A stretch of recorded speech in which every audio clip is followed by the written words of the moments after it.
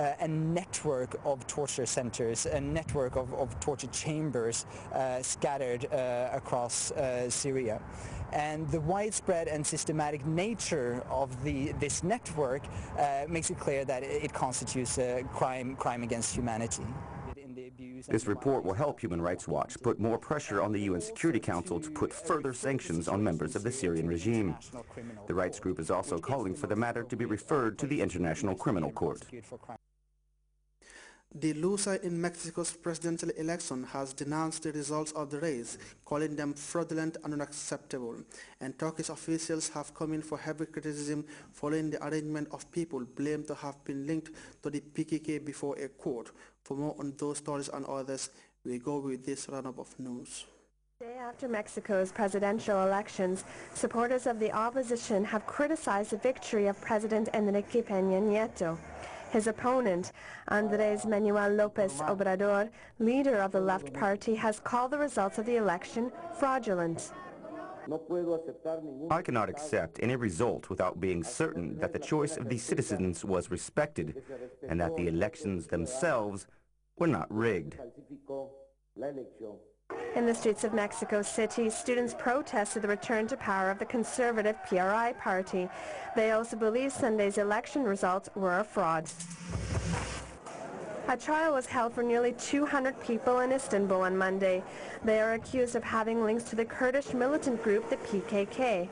In a high-security courtroom, families of the accused and those sympathetic to the plight of the Kurds came to support the defendants. The trial has sparked criticism from human rights activists who question Turkey's commitment to freedom of expression. Barclays Bank Chief Executive Bob Diamond is now the second person to resign. This comes just a day after its chairman, Marcus Agius, stepped down on Monday. The British bank is at the center of a scandal that manipulated global interest rates to its advantage and profit. The British government has announced an investigation to see which other banks were also involved. In the largest healthcare fraud settlement in U.S. history, drug company GlaxoSmithKline is being fined 2.4 billion euros. The company has also pled guilty to promoting two popular drugs for unapproved use and for failing to disclose safety information on a third one. GlaxoSmithKline agreed to a settlement to avoid a lengthy court process. We'll now take our second break. The news continues momentarily.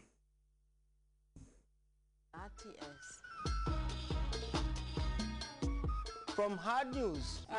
I want to direct this question to the FAO. The Human Interest Weekend Spectrum is the program that spices up your weekend with news, breaking events in and outside the Gambia.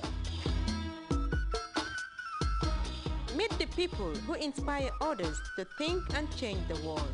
These culminated experiences were able to show anybody in New York that I'm somebody who's tough and I'm able to survive and carry out the work that I'm given. So it was a process, a tough one, but all in all, as I said, with the grace of Allah and with the support of parents and with the confidence of coming from a small country like Gambia and having a lot to prove. Focus should be in strengthening families to ensure that they keep their children and also vulnerable families.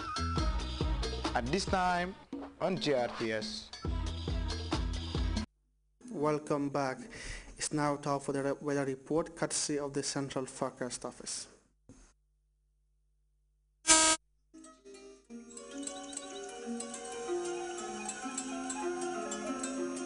The source assures us of a continuous flow, and from there, everything follows.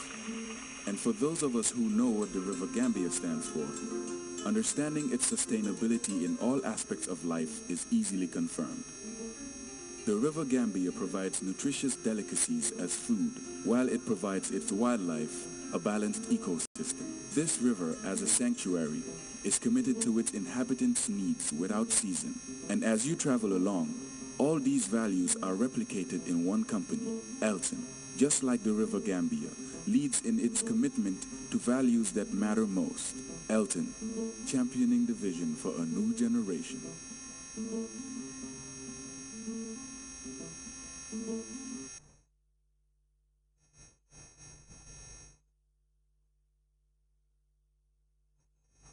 Good evening, viewers, and welcome to the weather segment, beginning with a summary of the weather during the last 24 hours, followed by the forecast.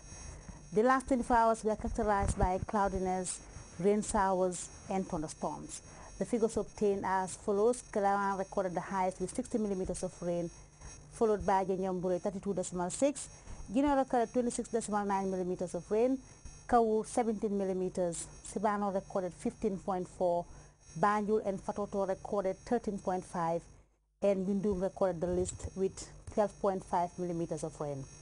For our forecast tonight, we are expecting a humid and variably cloudy atmosphere to prevail across the country, and this will be characterized by isolated thunderstorms as reflected on the image behind.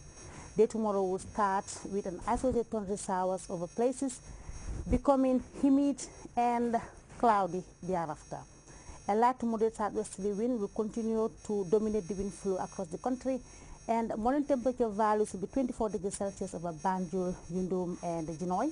We are expecting 23 degrees Celsius over Kerawan and Sibanol. The rest of the country will be mainly 24 degrees Celsius tomorrow morning.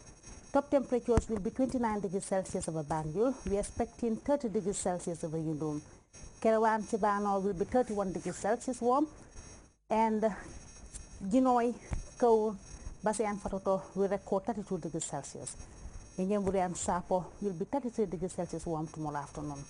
We are expecting low tide to be 0.12 meters at 22 minutes to 4 o'clock in the morning, and 0.16 meters at 18 minutes past 4 in the afternoon. High tides will be 1.93 meters at 18 minutes past 10 o'clock in the morning, and 1.65 meters at 21 minutes to 11 o'clock in the evening.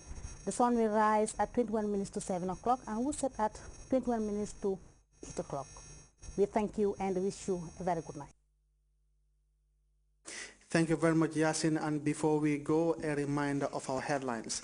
Presidents Alhaji Dr. Yahya Jammeh and Mayinjo have pledged to deepen and bolster the mutually beneficial ties that bind Banjul and Taipei. Vice President Ajah Dr. Aisa Nunjai Seidi today launched the 2012 Africa Human Development Report entitled Towards a Food Secure Future. 4 officials of the International Criminal Court held captive in Libya by the Zintan Brigade have started severing freedom, and Prime Minister Raila Odinga has ruled out the withdrawal of Kenya from Somalia after twin attacks on churches claimed the lives of 17 people. You can follow those stories under GRTS programs live on our website at www.grts.gm. There you can also monitor GRTS Radio Live. That brings us to the end of this edition of the news. Thanks for joining us. Stay tuned and enjoy our range of interesting programs. Until then, my name is Abubakar Dabo.